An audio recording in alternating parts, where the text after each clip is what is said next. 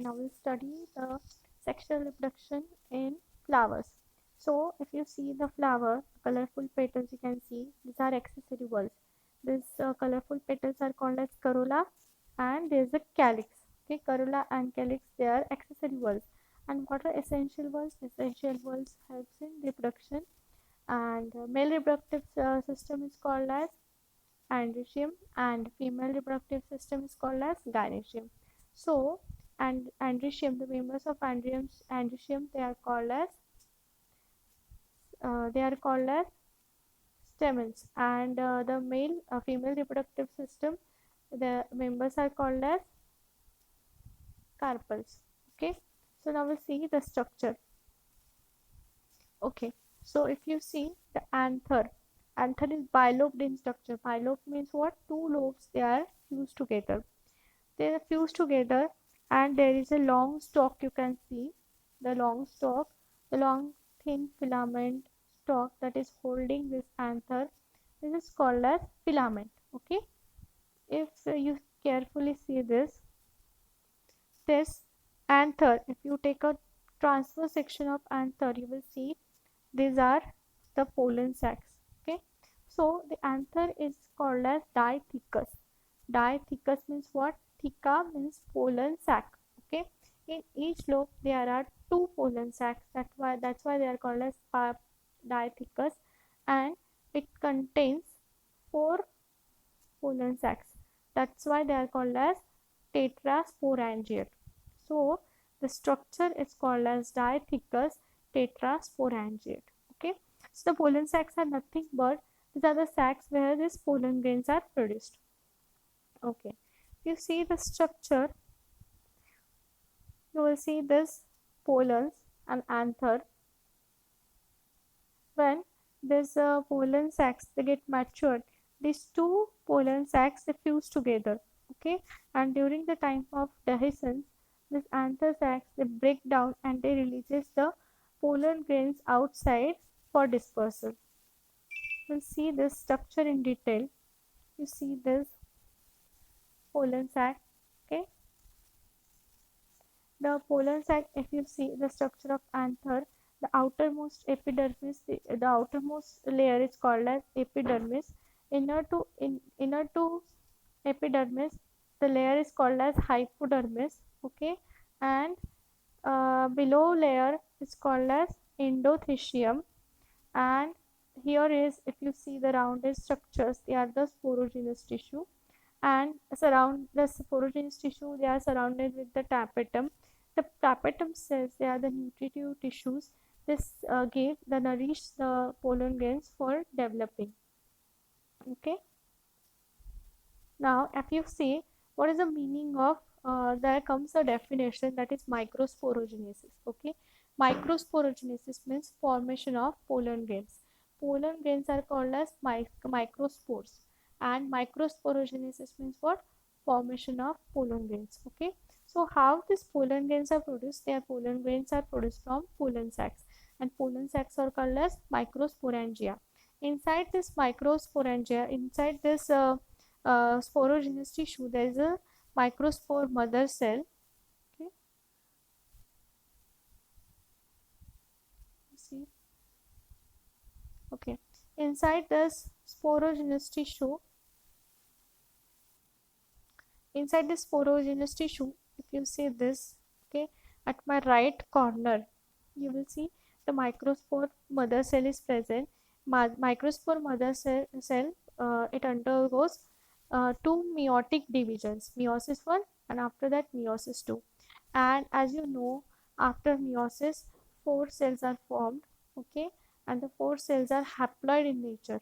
So the tetrad are formed. Tetrad means four cells that are fused together. Four tetrads mean four microspores. They are fused together. They are called as tetrads. After this microspore mother cell undergoes meiosis, tetrads are formed. Okay, as you see, the endothecium tissue, it is hygroscopic in nature. That means it absorbs more and more water, and after that it becomes dried. Okay, and when it gets matured, it becomes dried and it breaks open. When it breaks open, it allows the pollen sacs to release the pollen grains outside. Okay, so you can see when it gets mature, the two lobes they are fused together and the pollen grains they are released. So that is called as dehiscence. You see, this first, these are the tetrad of pollen grains, and before they get released, these pollen grains they are separated from each other. See, these are the pollen grain tetrad. Now we'll see the structure of pollen grain. See, as you know, the spiny spines that are present on the outermost layer. The spiny structure you see they are called as exines. Okay, the exines they are made up of one chemical that is called as sporopollenin. So sporopollenin has a characteristic that it is resistant against heat, and it is always resistant against alkalis and acids. So that's why the spores they remain resistant. They can be alive for years and years. Okay, and inside to this exine there is another layer that is called as intine. The intine there it is made up of cellulose and pectin. Okay, here you see these are the pollen grain. So what happens in when this pollen grain it again divides. Okay, and the nucleus, like you see the pollen grain, the cell divides into two. The bigger cell is called as vegetative cell and the smaller cell is called as generative cell. Okay, the generative cell it remains suspended in tube cell. So you see the generative cell is there and the tube nucleus is there. Generative cell and tube cell. Tube cell is also called as vegetative cell. Okay, so vegetative cell it is full of cytoplasm. It also contains some nutrients that gives nourishment. And after that, what happens is you can see the generative cell. It undergoes mitosis, and here you see the two gametes are formed. Okay, after these two gametes are formed, this two that when these two gametes are formed, this intine it emerges out and it provides pollen tube, and these two male gametes they get released outside into the pollen tube.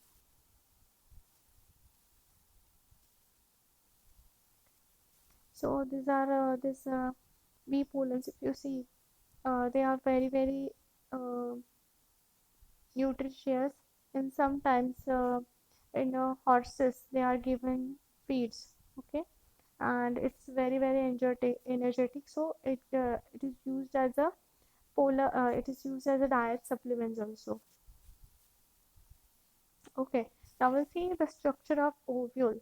If you see this ovule, where the ovules are placed, the ovules are attached to the ovary. Okay, and the place where the ovules are attached to the ovary that is called as placenta. Okay? The placenta.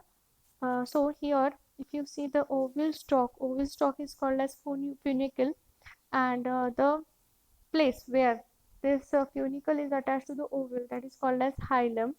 Here you see there's a opening. Okay, opening is called as micropyle. This ovule it is surrounded with two or three layers. They are called as integuments, and inside this ovule if you see the innermost part that is the parenchymatous cells they are there. It's called as nucellus. Okay, and exactly opposite to the see it has a the ovule is having a opening. The opening is called as micropyle, and exactly opposite to the micropyle there's a pole. Okay, there is a place that is called as chaliza.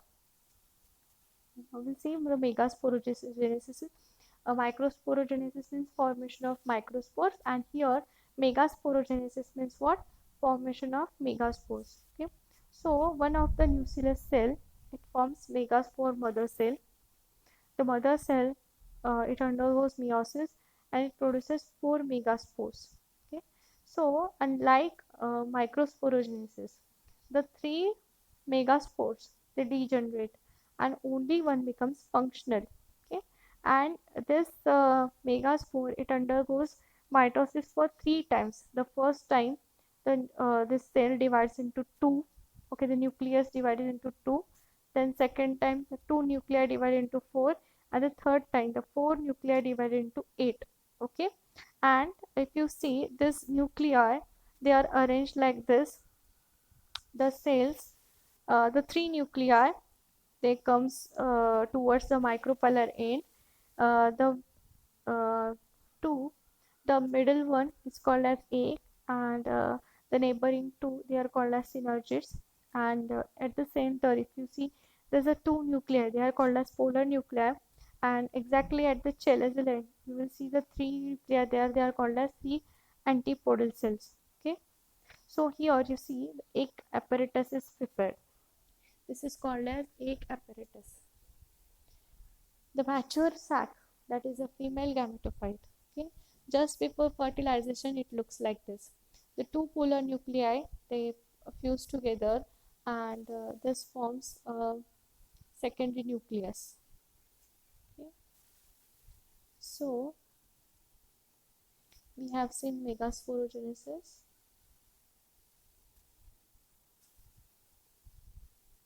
This is the embryo sac that I have described already. These are two synergids. What is the function of synergids? Synergids helps in guiding this pollen tube towards the egg. That's called as filiform apparatus. And if you see this, this is pistil and pollen compatibility interaction. So first we'll see what is this pollination. Pollination means transfer of pollen grains onto stigma. So here randomly what are there are so many random chances that the pollen grains of any species can land on this any species of stigma. So what happens in this case, the fertilization does not take place, and if suppose there are a right kind of pollen grains, if they germinate, if they land on correct stigma of the same species, then only there are chances of fertilization. So this is called as pollen pistil interaction. The pistil, there are some chemicals that are released from this pollen that helps in recognition. So the pistil recognizes with the help of these chemicals, and if suppose if suppose it is a correct pollen, then only there's a pollen grains germinate, and they produces pollen tube, and from this pollen tube the pollen male gametes are released. If you see this, S3 and S4 pollen are compatible with S1 and S2 pistil. Okay, so pollen tubes are formed, but S1 and S2 pollens, they do not germinate, so they are self-compatible. So they do not produce, means what, the post fertilization events will not occur in these plants. So these are the self incompatible. Now we'll see how the entry of pollen tube into ovule. So you see the pollen tube, as I told you, the synergies guide this pollen tube entering into the embryo sac. This is called as filiform apparatus.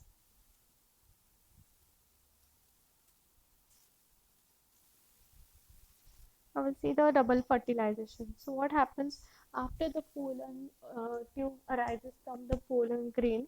The two gametes, they travel down into the style, and they reaches to the micropylar end.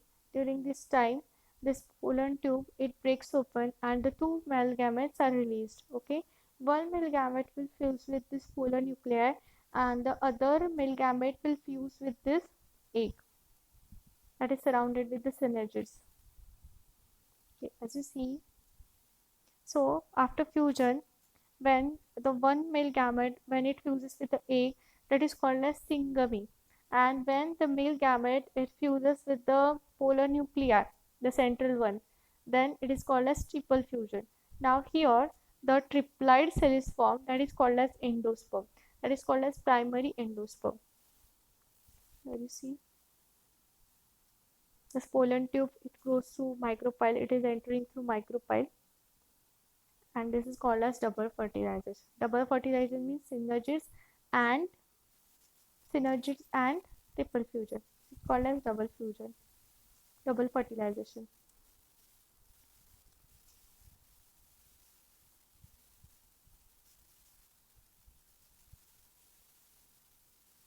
So this is the complete cycle that we have discussed about microsporogenesis and megasporogenesis.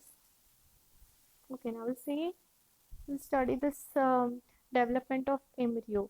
Okay, this is the zygote. Okay. And if you see the cell, it divides mitotically. The primary, what is the function? The first thing that may come in your mind, that after this triple fusion, primary endosperm nucleus is formed. What is the function of this primary endosperm nucleus? So the spin or primary endosperm nucleus, it is important for it is important for nourishing this embryo. Okay, it contains all the reserve food material that helps in this embryo to develop. Okay, so basically this we'll see the how the zygote get develops after fertilization. The zygote, it divides into two cells, the basal cell and the terminal cell. Okay, the cell towards the micropylar end, it divides. Okay, and it divides mitotically, and after 8 to 10 cells are formed, they form suspensor. Okay, so what is the function of suspensor? It helps to push this embryo towards the endosperm, because endosperm is the one who will provide all the nourishment to the embryo. So the suspensor's function is to push this embryo towards the endosperm. Now you see the embryo is towards the chalazion end. The embryo also divides mitotically, and it forms a octad structure. After the octad structure, it forms a globular structure, and after the globular structure, you will see this is forming cotyledons. Then the middle one is called as a plumule, and this one is the radicle, torpedo stage.